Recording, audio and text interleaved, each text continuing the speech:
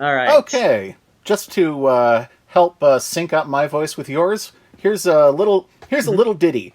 1, 2, 1, 2, 3, 1, 2, 3, 2, 1, 2.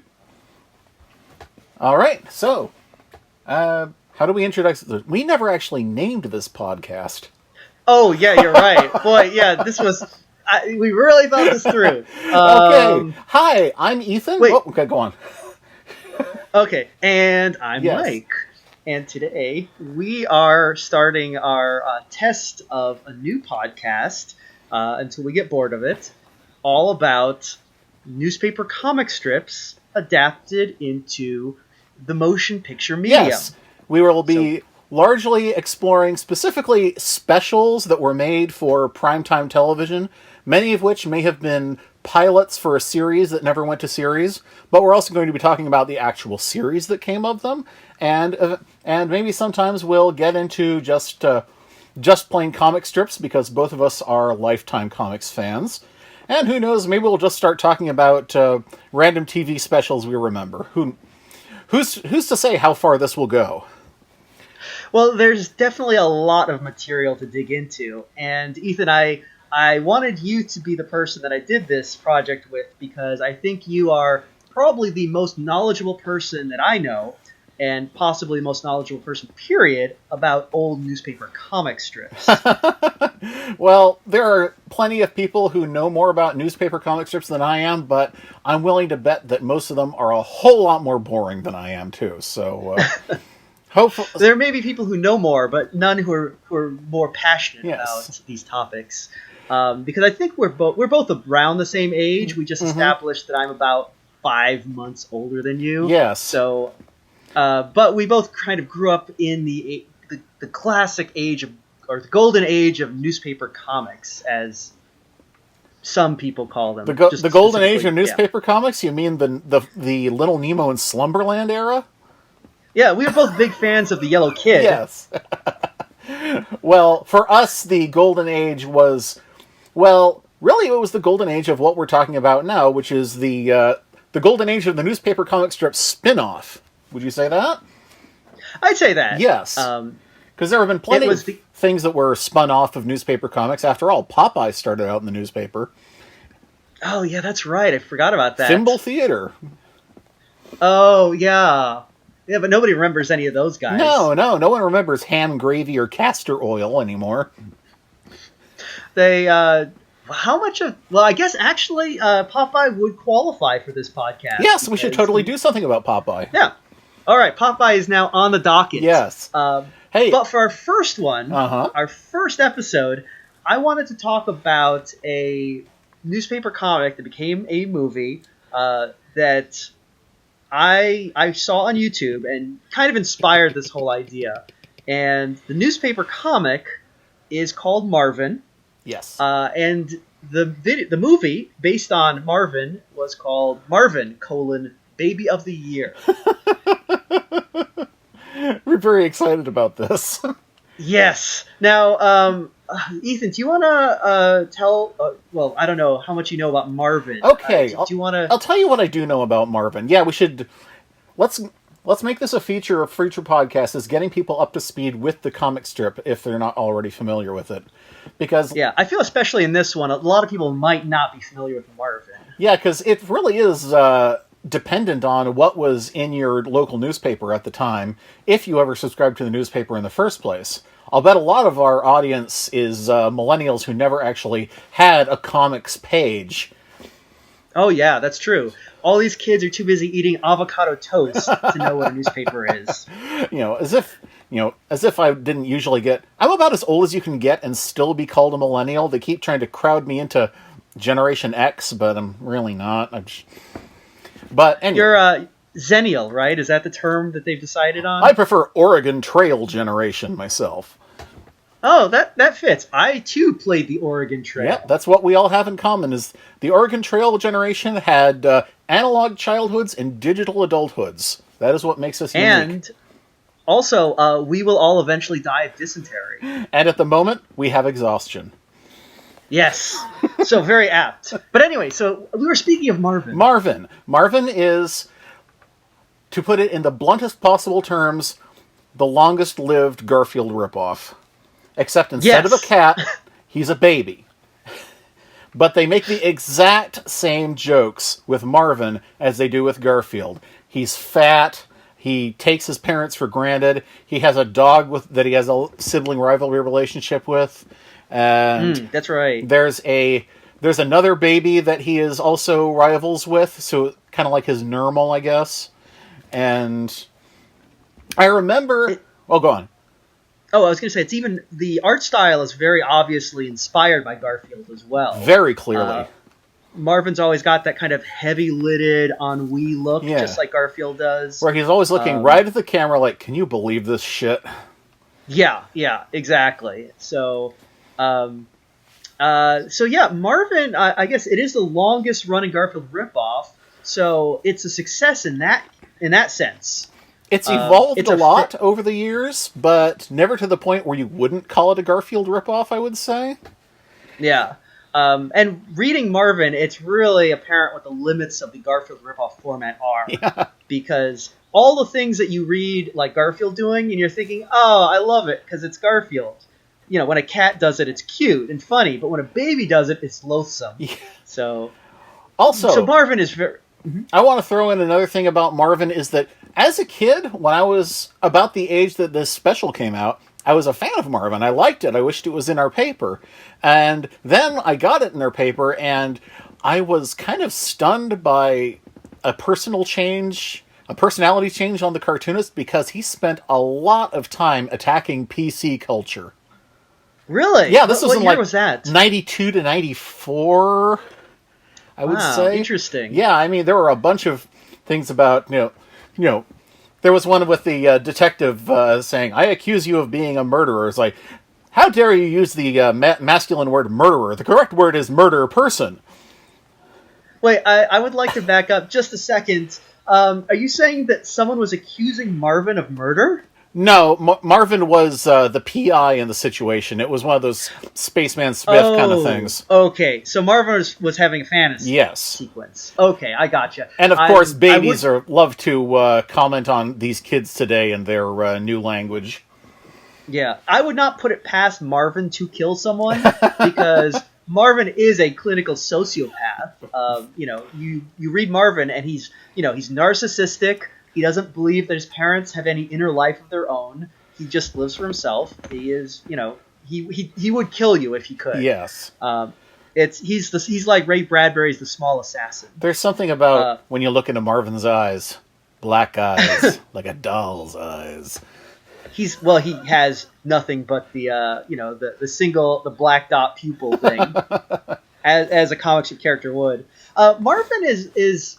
I guess it makes sense that Marvin would attack PC culture, since the dominant readers of the comics page by 1992 were old people. And children who were absolutely starving for something to read, like me. That's true.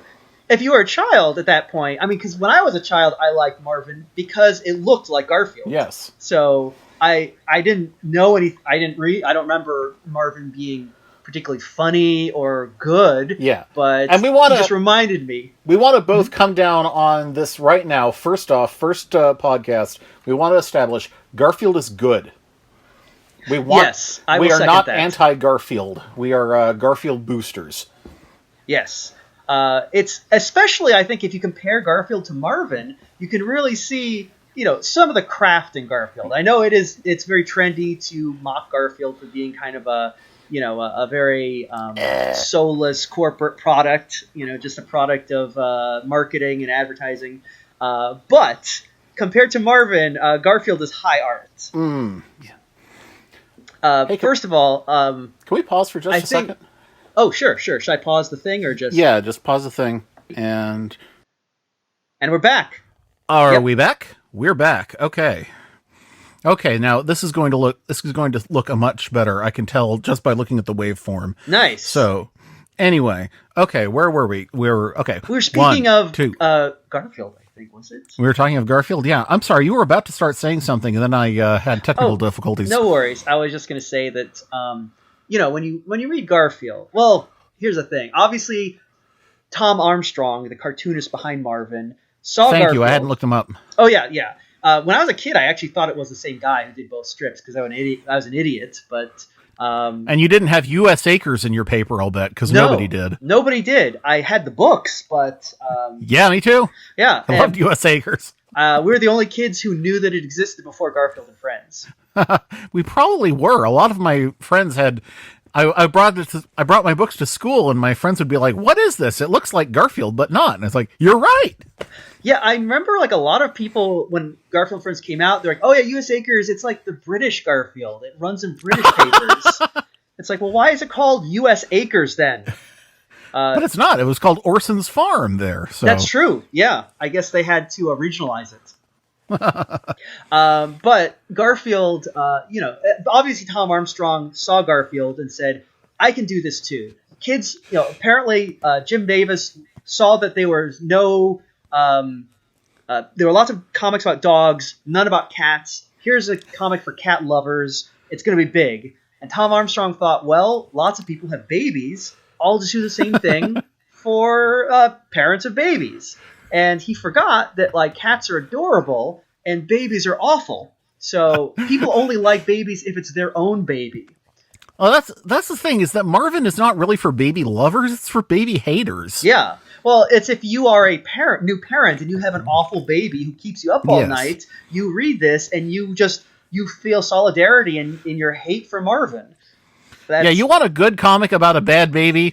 The comic strip you want is actually called Bad Baby. It's actually funny. Is that a real comic? Yeah, it was around the same time, the 80s, late 80s, early 90s. I don't think it exists anymore. I did not know that, but that's why I have you on this podcast. Yes, because you had somebody who would spend hours and hours in the Walden Books in the mall pouring through every single comic strip collection, and then the weird side collections of the things that Lynn Johnson did before, for better or for worse, and that kind of stuff. So, yes, It was a time before the internet. You had to make your own entertainment in those days. Yeah, and you had to memorize it because you couldn't afford to buy the books. And they sure as heck didn't have them at the library. Yeah. No, the only cartoon book my library had was Charles Addams. Peanuts? Oh, good. Yeah. That's a good collection. It is. It's good. It was just like, as a kid, I was like, what is this? This is in the newspaper. I don't know what this is. And some of them are so dry or so out of date with their technology that you don't know what's going on. Yeah. But that was a recurring theme of my childhood. The library just had New Yorker comics, not newspaper collections. But mine had collections of Peanuts. At least I read a bunch of. Yeah, that was nice. But well, aren't you special living in San Diego? Well, look at the big city guy with his How Long Great Pumpkin How Long collection. Ooh, yeah. Man, but Marvin did apparently get one animated special, which is interesting because it's not related to a holiday. No, it's not. It's not even, because most of these specials were holiday specials. Like I just mentioned, the Great Pumpkin. It's the Great Pumpkin. Charlie Brown is one of the best known ones. Also, Charlie Brown Christmas, various Garfields, and even Ziggy and BC got animated specials. And there were some Kathy specials at the same time, but I don't think they were holiday related either. So they weren't. They were kind of just various tribulations of a single woman in early 80s related. But definitely we want to talk about those too in a future episode. Oh, yes. We should try and just name some at the end so our listeners can tell us which ones they're most excited to hear about. Oh, good idea. That'll also help narrow it down because there are a lot of these things. Oh my God. But Marvin, Baby of the Year, since there are no baby-related holidays, I guess they just decided to make this a special about Marvin winning a baby contest. Well, there is one baby-related holiday. Which was New Year's Day. Oh, that's true. Baby New Year. So maybe this was aired on New Year's Day. I don't even know. Maybe it doesn't seem like it though. It does not seem particularly New Year's related. Well, it's not New Year's related at all. No. I think it seems to be in the summer. Yeah. I don't know. That's true. It just seems to be they were like, well, I don't know. I feel like they could have done a baby related animation thing. It was, there are baby related. There are baby cartoons that are entertaining. Rugrats. I mean, I think that right off my head. But apparently they decided that the best way to go is just Marvin is a baby, so all he can do is actual baby things, which includes eating and pooping. And well, it's not like with Garfield where they had the option of putting him up on his hind legs so he can do human things. If you have Marvin learn to walk, he's just a child now. So yeah, but he could crawl. I mean, the Rugrats are ambulatory, although technically they don't do it when they don't do it when adults are around. Yeah, when humans come back into the room, they all have to drop dead and pretend to be toys again.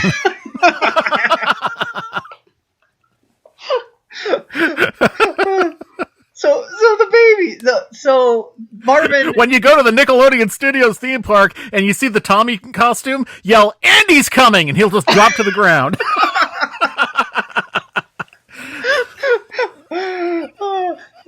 And then, yeah. And I remember my favorite part was when Tommy fought Meteora, Queen of the Stars.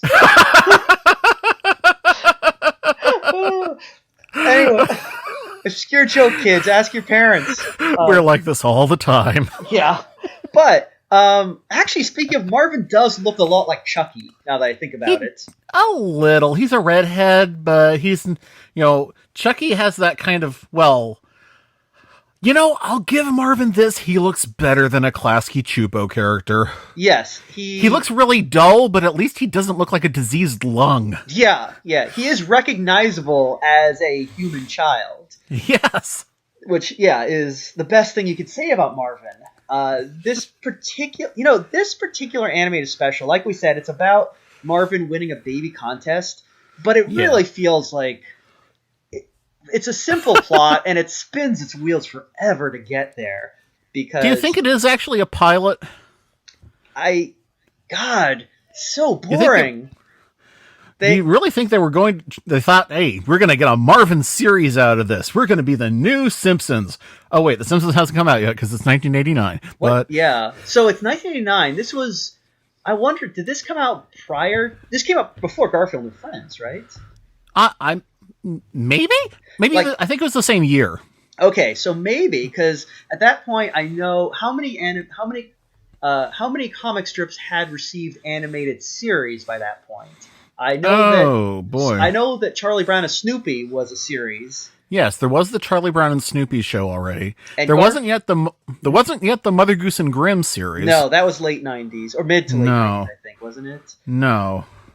That was 91 or 92. Oh, seriously? I didn't realize it was that early. Wow. It was at the same time as Little Shop. Oh, wow. Yeah, that was a thing. Yeah, that was a thing. I remember all these things because they were featured in comics on the back of Zillions magazine when I was a kid. Wow. Yeah. And that's how I know all these things are put together. Yes. So you remember the times. Okay, so this was before Mother Goose and Grimm. It may have come out around the same time that Garfield and Friends was a thing. So, yeah, they probably, now that I think about it, they probably were expecting we're going to have a Marvin series because the intro song where they're like, uh-oh, here comes Marvin. I mean... What was that? Take a guess. Sounds like Marvin made a mess. Uh-oh, Marvin. Boy, is there any way to turn people off from your thing faster than having this lazy, dowdy, fat, farty sound song? Yeah. It's Marvin. It's like, oh, everybody hates that Marvin. Oh, God. No, he is.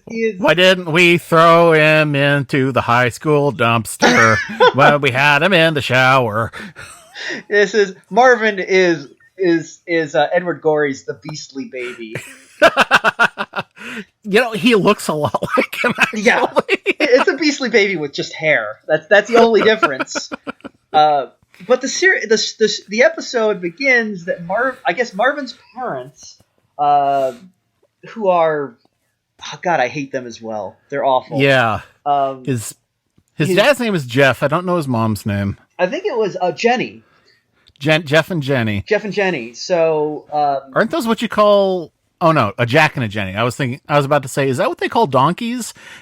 Close. I was like, if his name had been Jack and her name had been Jenny, it would almost have been clever because they were both jackasses.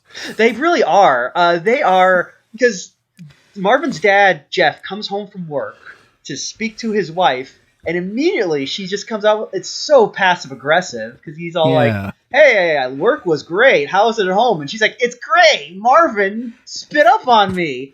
And it's like, God, these people, this couple hates each other. Now, my favorite thing is that we zoom in for the first time on Marvin sucking on his bottle, and then the doorbell rings, or is it just that you hear the car pull up? Yeah, the doorbell rings, and then his dad comes in and starts making fun of Marvin's weight. Yeah. No, but my favorite thing is that we hear him arrive, and his mom says, "Marvin, Daddy's home." Like, could you get the door, I guess? With that sort of, like, you'll let him in. Could you buzz Daddy in? It's like, oh, baby geniuses. And then when the dad comes in and, like, picks him up, and he's like, "Oh, Marvin, you're a huge fat ass." And Marvin is thinking a la Garfield, wisecracks at the camera. Yes. And he always makes fun of my weight, but I'll get my revenge when it's time to choose his nursing home. That's better than the line in the actual movie, though. I'm sure it is. He steals his dad's handkerchief, though, and I think, or his tie? I don't really know. This does not play at all into anything that happens in the movie. Marvin just does it because he's a jerk. And and then in my notes, I just wrote down about 10 times I hate Marvin, and is there supposed to be a laugh track? Because Marvin constantly makes quips that fall flat, and maybe if there's a laugh track, I could know that they were supposed to be funny. I'm really impressed you took notes, mostly. I wanted to remember. Instead of taking notes, I just remembered to unmute it sometimes for the most part. But also, I think I wrote down that Marvin's dad seems to be on Quaaludes. Because he has no affect, no reaction to anything. Now, compare Marvin's dad to Daryl from Baby Blues. They've kind of got the same nose. They do, yeah. Not quite as impressive as Daryl's. He has quite the nose, but... Yeah, well, he's got a nose that is literally... He's as long as he is tall, so... Yes. Man, but Baby Blues is a Baby Blues is better. Strip? Yeah. Yes. Which also got its own series at one point, I believe. Yes, a series which is maybe not quite as disappointing as Marvin Baby of the Year, but pretty close. Yeah. But we'll talk about that later. Yeah. No, Marvin is just... But so the parents decide that they can't stand Marvin and they need to have a vacation to get away from their awful baby. As one does. Right, exactly. So they call up Marvin. How old do you think Marvin is? He's got to be... You think he's 1? Yeah. I mean, not even. Because you're by the time you're 2, you're going to be kind of walking around a little bit, right? I mean, he's like a 9-month-old or something. Yeah. But I mean, a week with Marvin is enough to make you want to kill yourself. So, because that is Marvin's defining characteristic, is that he is awful and self-centered and screams a lot.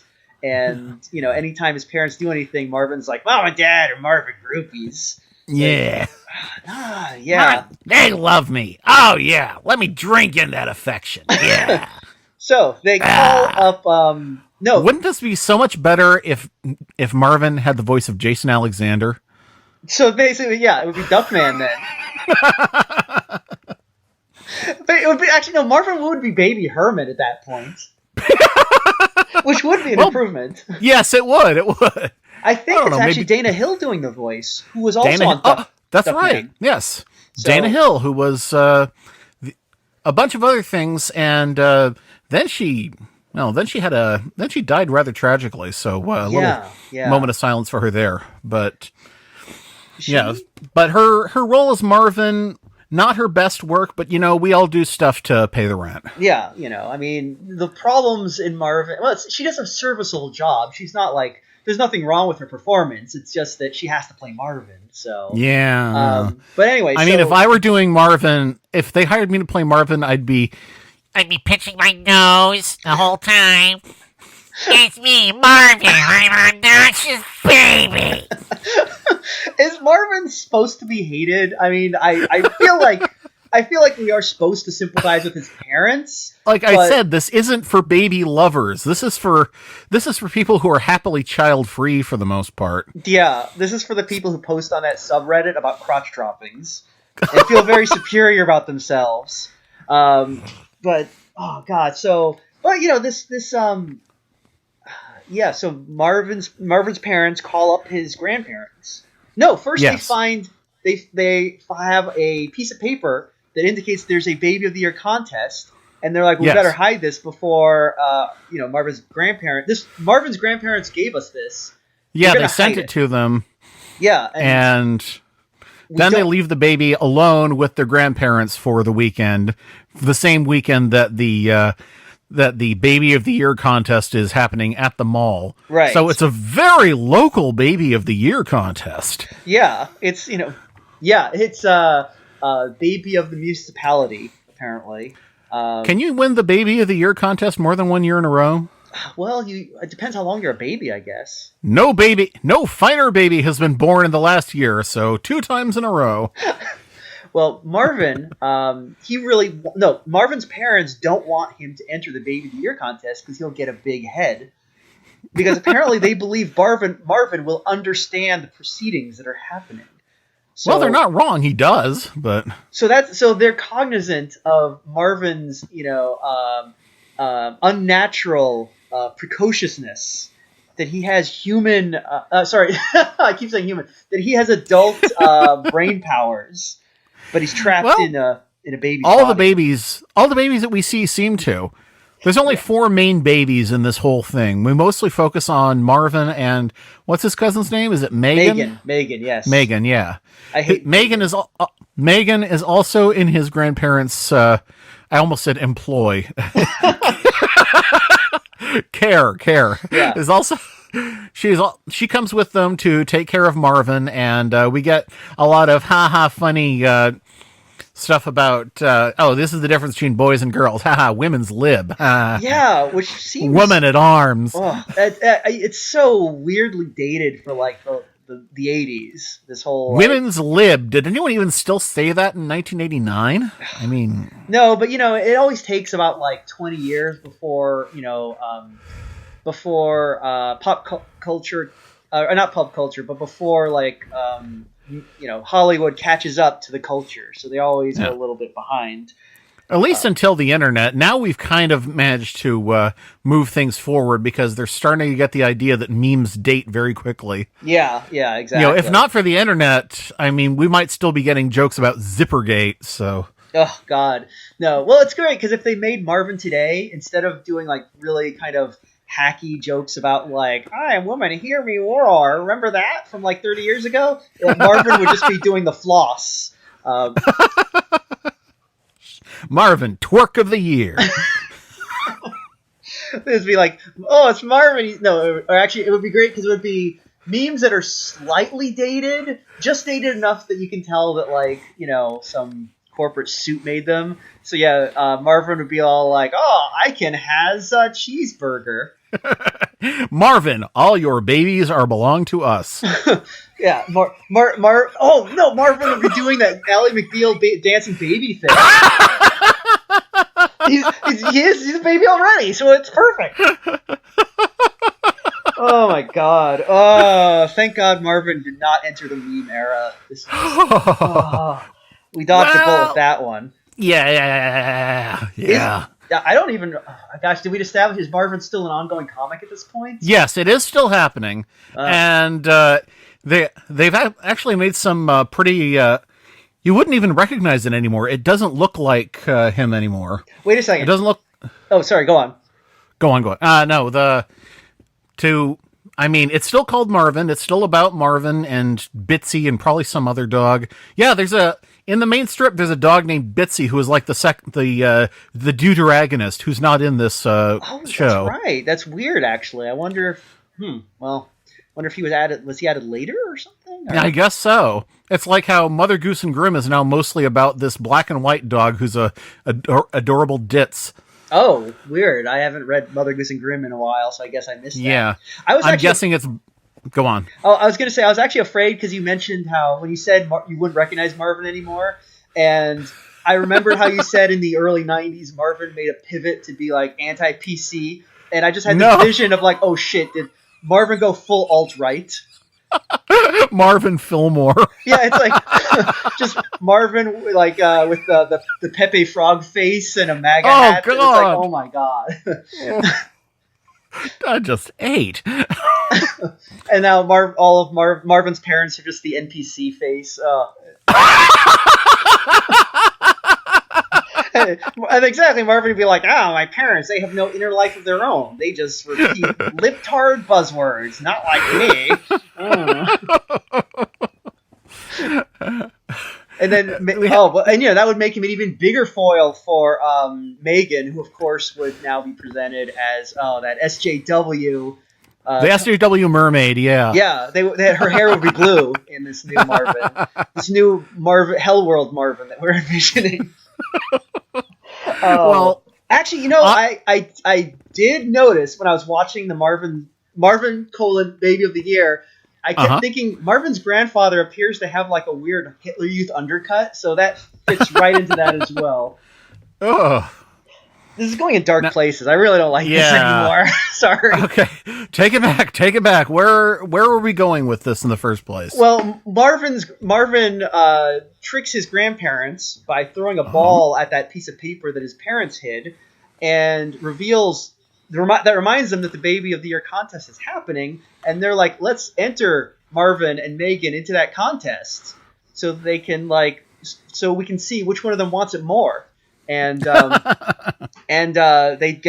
do that. They go to the mall to do their... Oh, first, plot point. They test the babies on how quickly they can fit colored pegs into a wooden board.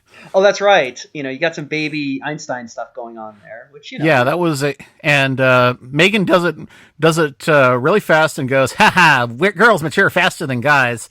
Girl power, am I right? And Marvin's like, I could have done it if I wanted to. Yeah. Typical man, that Marvin. But while they're doing that, that's when Marvin picks up the telephone, right? To apparently do reps. I mean, not the telephone, the receiver.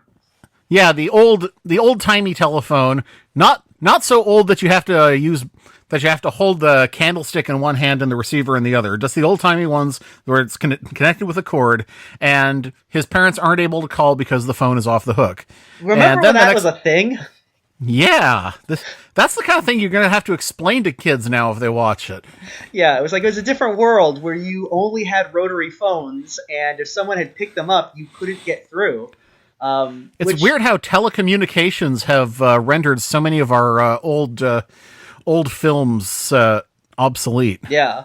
It's weird because when I watched this, I thought, this is such a convoluted way to prevent the parents from calling up to check on Marvin. But I guess at the time, that was a very common experience people had. So most folks watching it would be like, oh, yeah, relatable. I always wonder if it actually is related to something someone's actual baby did. But maybe not. Could be. It's all drawn from life. Well, like Lynn Johnson, took all the wacky things that her kids did, and Bill Keane did the same for the Family Circus. Maybe Tom Armstrong, actually had an awful baby that he hated, and decided I'm gonna monetize this awful baby. This was, if in the old days before YouTube, this was how you monetized, terrible babies. You couldn't do funny things with them on video. So if people found out that Calvin didn't actually exist, that he wasn't Bill Watterson's cute son, that he was just his idea of the most horrible child imaginable, they'd be like, fake! It's a fix! They'd be like, I can tell this is fake. Yeah, really fake. Notice that in this panel, the stuffed tiger looks normal, while in this one, he looks like an actual tiger. Explain that, Watterson! Did you hear that Berkeley Breathitt didn't actually have a pet penguin that talked? Ah! I just don't know what to believe anymore. But so anyway, where were we? Oh, so they They go to the mall. They go to the mall to have the baby contest. It's and that's where they meet this Chrissy, the competition. Yes. And Chrissy is what we call in the baby contest industry a sexy baby, I guess, because she's got like sexy baby eyes and kind of a sexy baby breathy voice when she thinks. And her eyes are drawn so differently from everyone else that at first I always think she's a doll. I think she is not one of the characters. That's right.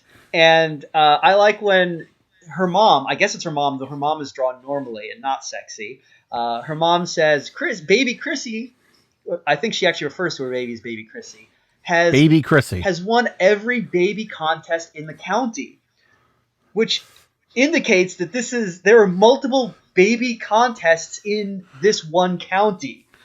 Do you think that the Baby of the Year contest is actually supposed to be a championship? I think it's is everyone else a winner somehow, or it's the champ. Well, it would be, except that Marvin and Megan clearly this is their first rodeo, so they just popped in and they let them in. I guess it was a day of signups, so but yeah, it's not very clear. And also, as we established before, local baby. So this is also the babies in this are not. They're very ugly babies. No, very sloppy babies. Every baby in this is very ugly. Even baby Matilda or whatever her name is she still looks like a Raggedy Ann that happened to have organic eyeballs. Yeah, but don't forget that she is such a sexy baby that when Marvin sees her, here we go, he has an orgasm.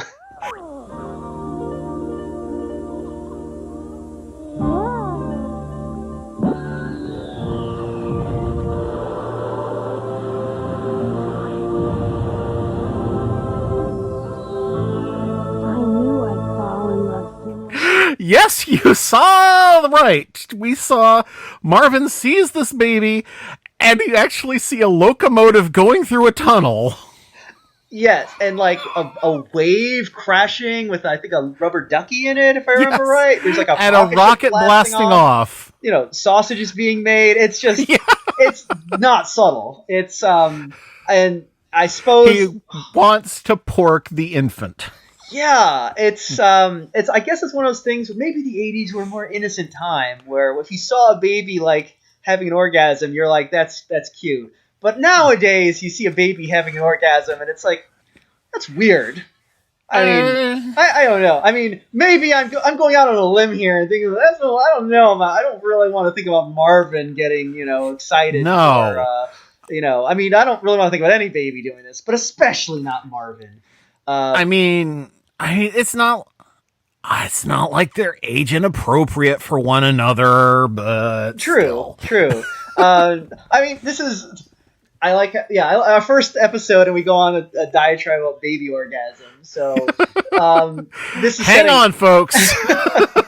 Yeah, it's in for a wild ride. But this is but Marvin is smitten with baby Chrissy.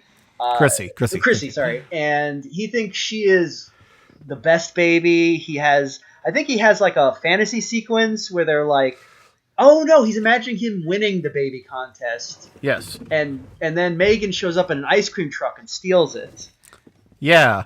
And then that's the end of it. We don't see him getting it back or anything like that. So yeah, I don't know. It was just feels like they cut part of the fantasy out for time. Yeah. They're like, we only got 20 minutes. We got to fit in a lot of, new food changeables ads. So, yeah. But, so but then there's that other baby they have to compete against. Vince the Prince, yeah. Yes. Because, again, this is the 1980s. So, of course, you have to have a 1950s reference. Yes, because the 80s, the 50s were to the 80s what the 80s have been to ever since. Yes. So Vince the Prince is a greaser baby who has a big, greasy pompadour, just like the Fonz. And Yes. he wears a little kind of like leather jacket, and he talks with his with his nickname on it. Yeah. And he's got like, and he talks like, "Yo, baby, I'm Vince the Prince," like a rockabilly guy. And at some point, everyone who was older than us decided that the guy from Grease was the pinnacle of cool. Yeah. I don't know. Which, he's like, "Oh, he's got a leather jacket. That's cool." We've been and we've been suffering from that ever since. But Vince the Prince is instantly into Megan, and Megan is all like, "Oh, male chauvinist piglet," which, I suppose was high hilarity in 1989. The word male chauvinist pig was a very early meme for you guys. Yes, that's right. And it's funny because he's a piglet because he's a baby. Oh, now I get it. Yeah. Well, I just thought, I was like, I like that little touch there when I saw it. I was like, I like that they remembered that these are all babies. But it'll be funnier. Suckling chauvinist pig. That would actually be funnier, honestly. that would be a lot funnier. But then they have a bunch of baby contests to determine who is the baby of the year. And determining like the fastest baby. I mean, right. Honestly, they have a baby race, and everyone is standing around, kind of like egging on their these walkers. Babies. Yeah, these babies going on. It looks like something that would happen in a basement in Tijuana. Honestly, it's this weird. Like, are they all betting on it? It's super strange. But man, that would be great. If they had actually had a thing with a bunch of guys throwing down money and shouting for the babies, like, come on, I got $20 riding on that kid. That would be great, honestly. But so they're racing, and what is it like? Vince is going to win, but Megan stops him by grabbing onto his walker. Because she says, well, I don't want Marvin to win, but I definitely don't want that male chauvinist piglet to win. Yeah. So Megan cheats on Marvin's behalf. So Marvin wins the fastest baby race. Yes, another example of women shouldering a male ego. That's true. That's right. Again, a mediocre male baby wins, all because a woman dragged the good male baby down. See, Dave Sim was right about women. This is the once again the lady baby void destroys creative masculine baby energy. But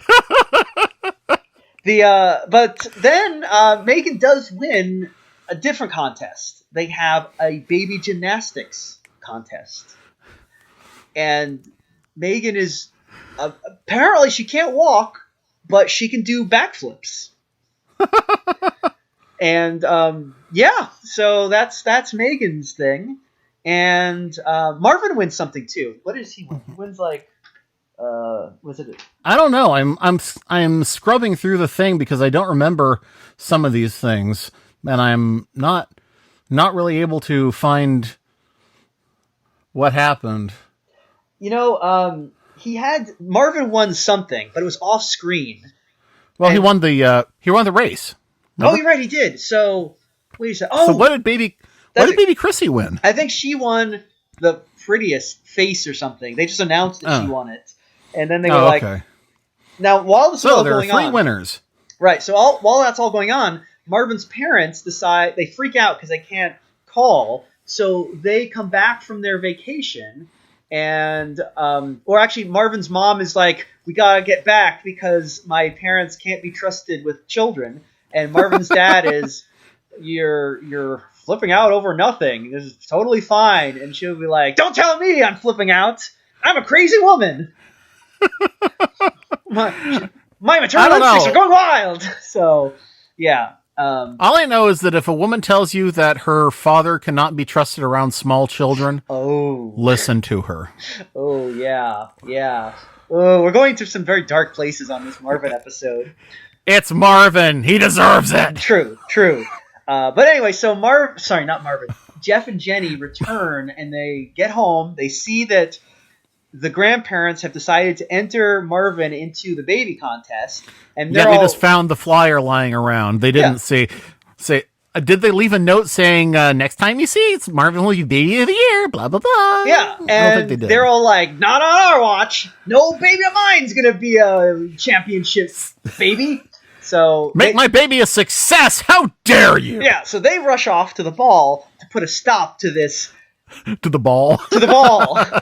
They're like, we're gonna stop this baby tomfoolery. Whoops! I dropped my extensive notes on the ground. Let me pick them up. That's right. I also forgot to mention that Chrissy's mom, when describing Chrissy, also says that she is breathtakingly beautiful for a baby. Yes. Yeah. Anyway, so Barry. Marvin Barry. it's like, hey, you hear that hot new baby noise you're looking for? Well, listen to this. Did you say hot new baby daddies? Yeah. Oh, God. So Marvin. Wait, let's see. So Marvin's parents are on their way to the mall. And finally, it comes down to the last thing, the last contest. Yeah, the three babies, each of whom won a contest, are being there. The last contest is exactly what we saw Marvin and Megan doing before, shoving pegs into the pegboard. And this is what we call a Chekhov's gun. Uh-huh. Now, they call this specifically the manual dexterity contest. And Megan is totally whooping butt at it. And Marvin is taking his own sweet time because he could totally win if he wanted to. But Chrissy is clearly having trouble, and Marvin's like, oh, my would-be girlfriend, I better do something. So he enacts his incredible sonic cry that literally shoots the pegs that Megan has already crammed out of her board and sends all of them flying into the air and makes them all shoop one by one into Chrissy's board. As things happen like that, yeah. So the manual dexterity contest is won by Marvin's telekinetic abilities. Once again, we established that Marvin is a terrifying like saucer baby type thing. Marvin will wish you into the cornfield if you don't. Oh my God! Marvin is Marvin the Midwich Cuckoo. Yeah. The sequel is Marvin: Village of the Damned. Marvin, baby of the damned. Yeah, they just had to you don't usually see it in the comic because it's all black and white, but he does have those those glowing yellow eyes. So, oh my God, Marvin! But that is that's really all you need to know. I mean, there's some closure where his parents are like, well, okay, at least you can take a picture with him as a souvenir for this adventure, and then Chrissy gives him a kiss, and then I guess that's all we need to know because it's just everyone going to bed after that. Yeah, that's pretty much. And then I think, then they do the classic thing where Marvin thinks, I wish I was an adult so I could stay up late like my parents do, but his parents. Guess what they're doing instead of staying up late? They're asleep on the couch. Yeah. Oh, never seen that one before. But again, it just cements this is for parents and new babies who are like, oh yeah, I'm always just as exhausted as they are after dealing with my crappy baby. I'm just looking here at this picture of the two parents, and I'm realizing that, even today, we were just discussing how both of us are creeping up on 40. And even today, these two people look like grown-ups. Yes. Capitalized. Yes. No, I don't know anyone my age who dresses like that. This is like, was it a thing to, I don't know. people age differently this decade than they did in the 80s, it seems Well, like. they do really. I mean, that's something I've noticed. I feel like people, I'm sure there are various reasons behind it, but I feel like people did get older faster in those days. I wonder if it has something to do with lead. It's all those chemtrails. No, Well, no, I was thinking about how we were born in the unleaded gasoline era. Oh, actually, that's a good point. We also had fluoride in the water, so I believe that That's actually true. preserves you better. Well, I think it's a lot of things. Part of it, I believe, is probably just because. Well, I mean, now I guess the clothing is a little outdated, I guess. Yeah. I don't see a lot of guys going around wearing Jeff's outfit of a yellow collared shirt under a wide collared red sweater. Yeah. And Marvin's mom, she's just wearing like a polo and kind of mom jeans, I think. But yeah, they do have a very adult look to them. I think, like, in the past, in the 80s, you get to a certain age and it's like, well, what is your life? Work and children. Your career and your kids. Yeah. And nowadays, they kind of screwed that up for us. That's right. Yeah. If you're a millennial or a Oregon Trail generation, you've given up on both of those things. So you're like, I can be a child forever. And without the stresses of jobs or horrible babies, we can maintain our youthful complexions longer. Well, there is that. Yeah. Well, I mean, we shouldn't really be comparing our complexions to animated characters, but yeah. Well, I guess I'm gonna go out. Yeah, I don't know. I don't have a lot of friends who have babies. There are a few. Most of us are childless or just single. So yeah. not childless, child free. Sorry, yeah, wrong word. The ones I know who do have babies, they seem older. I don't know if they look older, but they have to be a little more mature because they have to pretend. Yeah. They have to play grown up. Yeah, they are raising a small human, so I guess they have that responsibility. They have to. They can't just spend their entire day eating cereal out of the box like some of us. But Pass the kicks. Yeah. But yeah, not the tricks. Tricks are for kids. Tricks are for kids. Silly rabbit. But that is Marvin Baby of the Year. How would you compare Marvin Baby of the Year with Marvin the comic strip? What changes do we see here? Well, let's see. We have,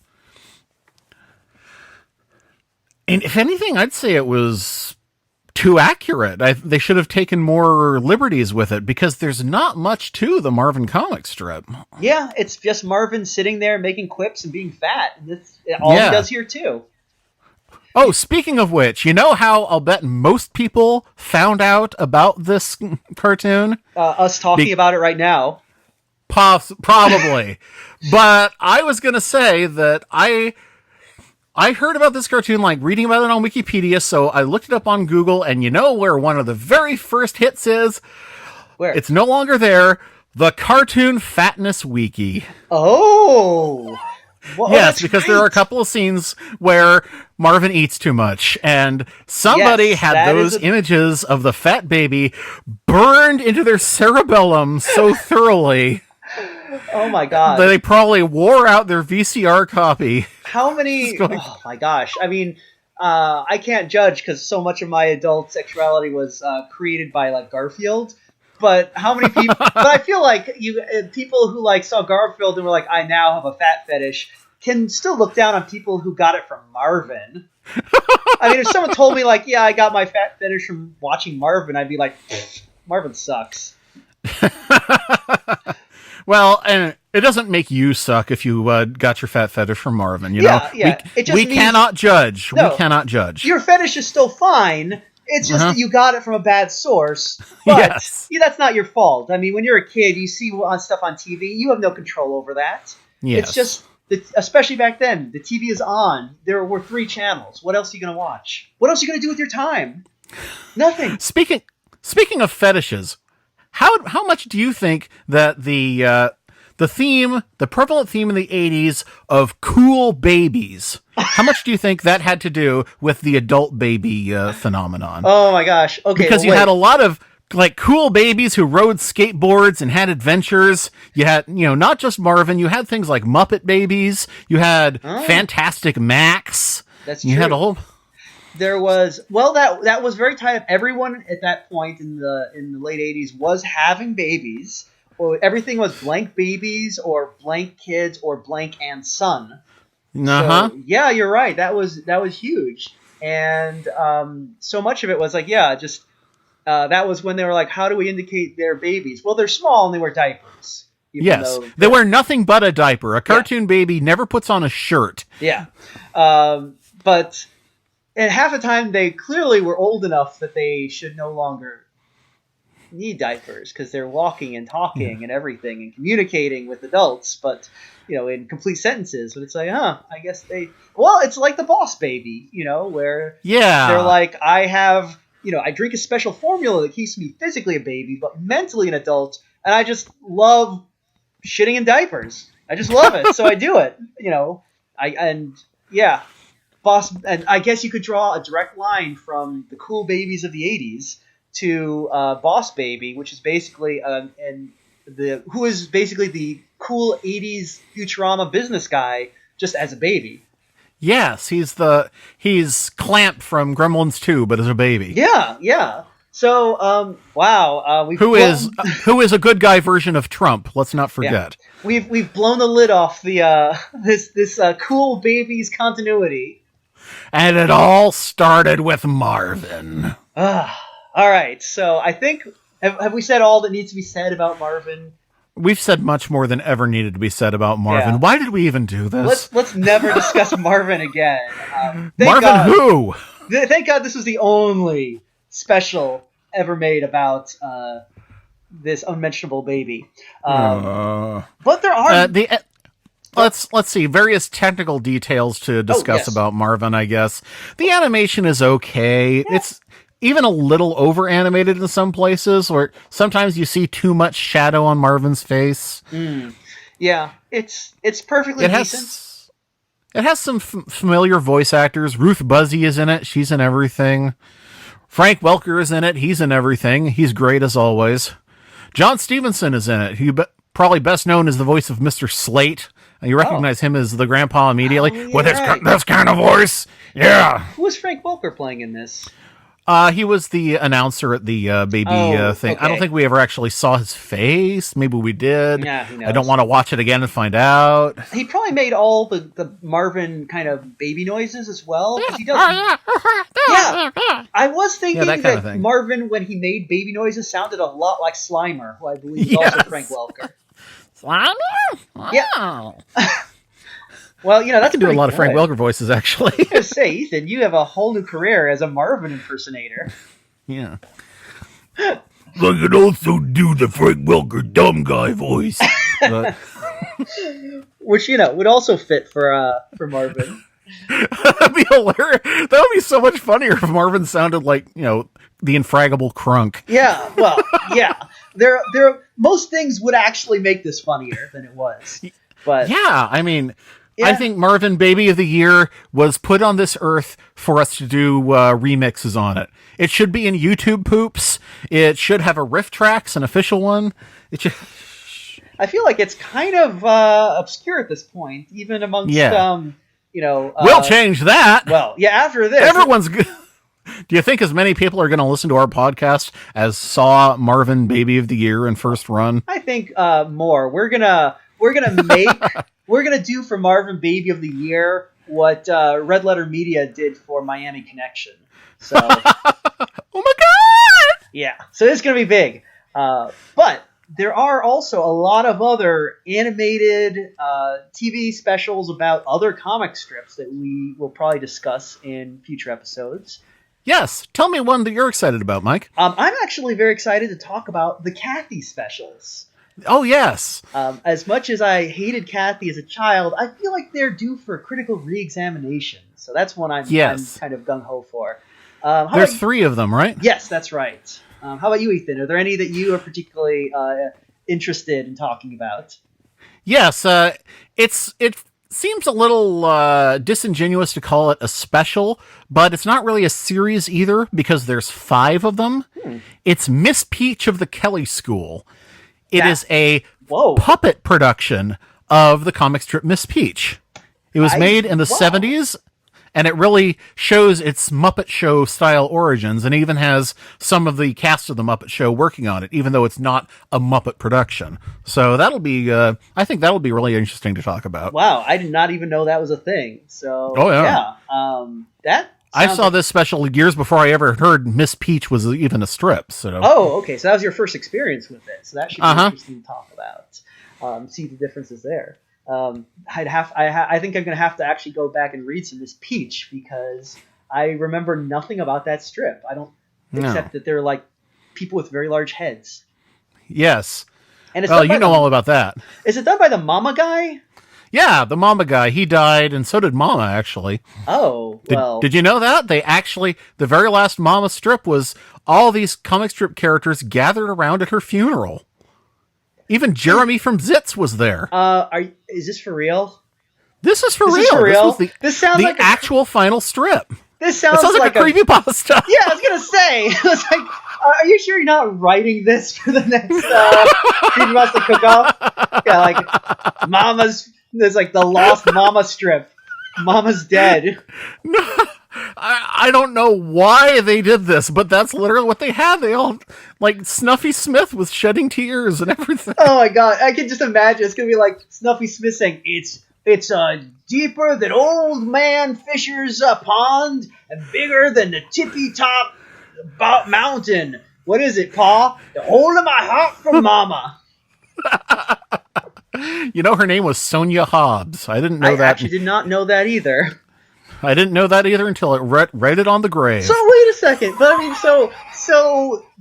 well, that's great. I love it when they do that thing in comics where they do those crossovers because it indicates that all comic strip characters exist in the same continuity and at the same time period. So literally, as Mama is berating her children in the city, you have Appalachian hillbillies driving around 1920s jalopies, apparently within driving distance. So of Mama, because they know each other enough to be invited to the funeral.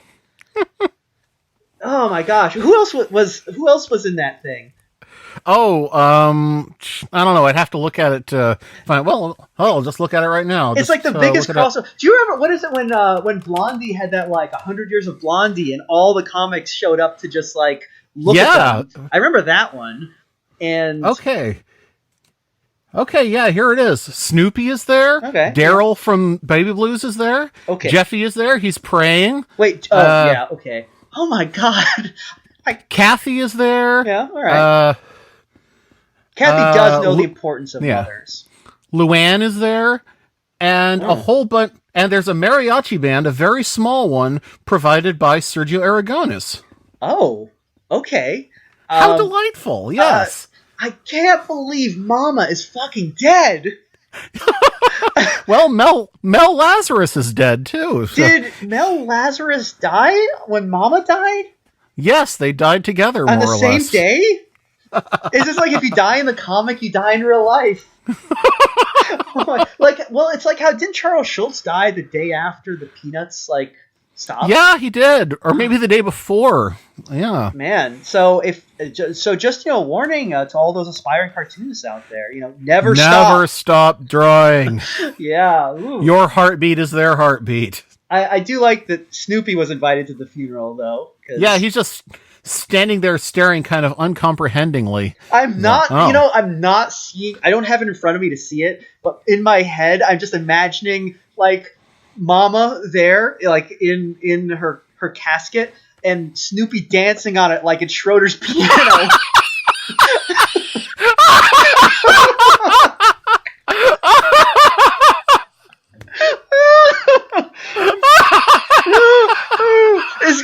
Is Garfield there?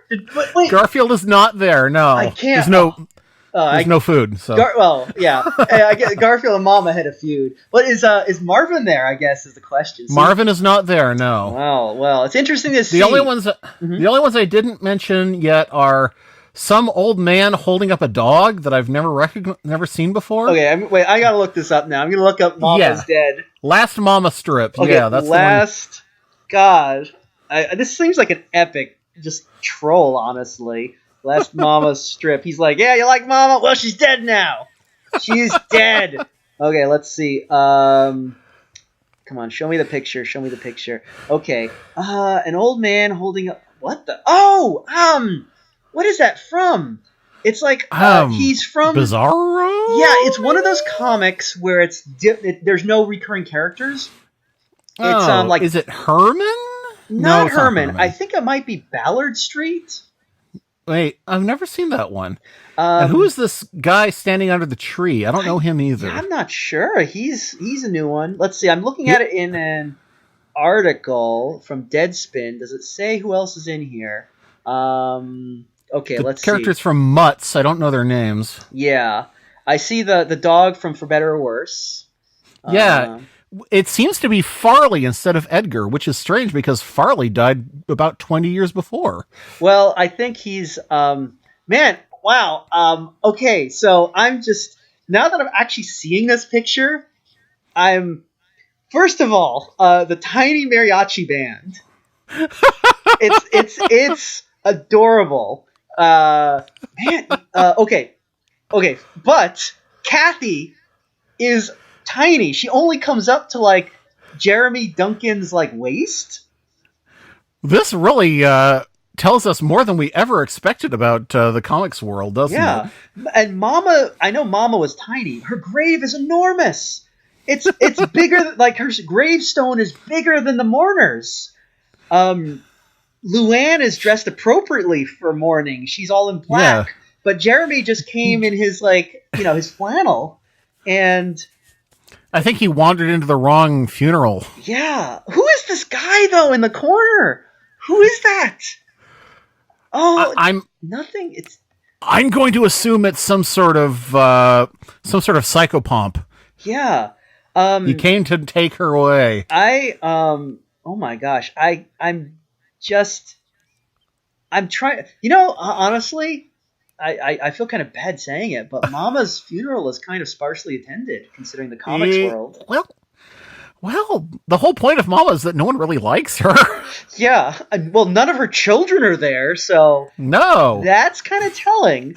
You're right. Wow. So that was a little bit of a transgression. It's not it's transgression. Let's say that. Digression. Digression, yes. Into Mama, who I don't know if she's ever been adapted into any other medium. No, I don't think she has. Damn, I'm kind of disappointed. That would make this a whole lot more interesting, too. Yeah, we're gonna have to look up more about who these characters are because these guys in the corner. Okay, anyone out there who's listening and knows who the mourners at Mama's funeral are, please leave a message below this. Somehow contact us. Let us know because I'm out of ideas. I'm baffled. There are more dogs at this funeral than there are women. Oh, yeah. Actually, wow. Only there are 2 women. 1, 2, 3, 4, 5 dogs. I assume these are just the people that were friends with Mel Lazarus. Wow. Okay. That's a thing. So, Ethan, anyway, before we leave, why don't you tell anyone who's listening, who's listened this far, made it all the way through both Marvin and the death of Mama, where can they find you online? What else are you doing? You can find me as the Hungry Reader at thehungryreader.com, where you will find all kinds of digression-filled videos like this, some of which feature my friend Mike. That's me! And, yes, and many others that are my ruminations and just sharing of my favorite picture books, because children's books are my passion. And you can also find my most recent work at... I'll just put the link up, but I would encourage you, if you want to see more by me, you should check out my novel, because I have just written a novel and it is free to read online at bogleech.com. Yes, it's part of the Creepypasta Cook-Off. And yes, there are over 260 fantastic stories for you to read there, and mine is the absolute longest. This was written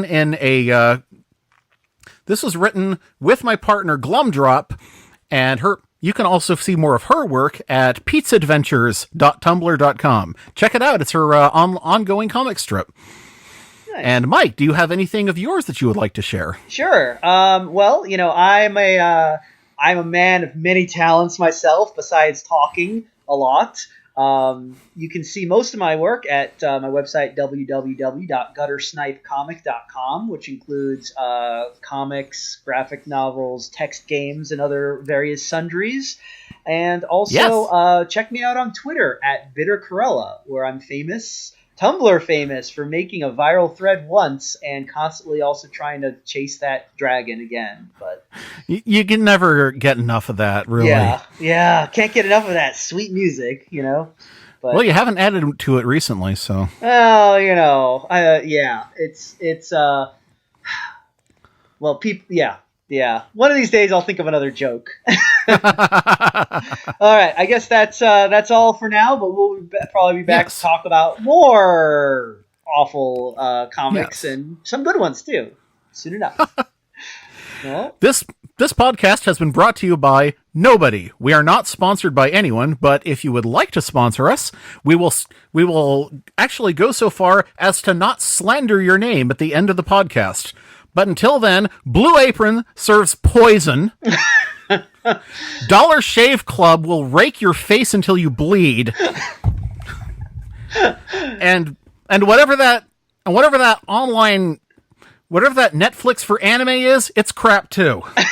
Oh yeah, it's called is it Crunchyroll? Crunchyroll, yes. Yeah, the bad. Yes, the people at Crunchyroll are pedophilia advocates. So maybe I should blank that out. Go to Crunchyroll to see more baby orgasms than you can see in Marvin, baby of the year. Yes. This has been Ethan and Mike, Podcast of the Year.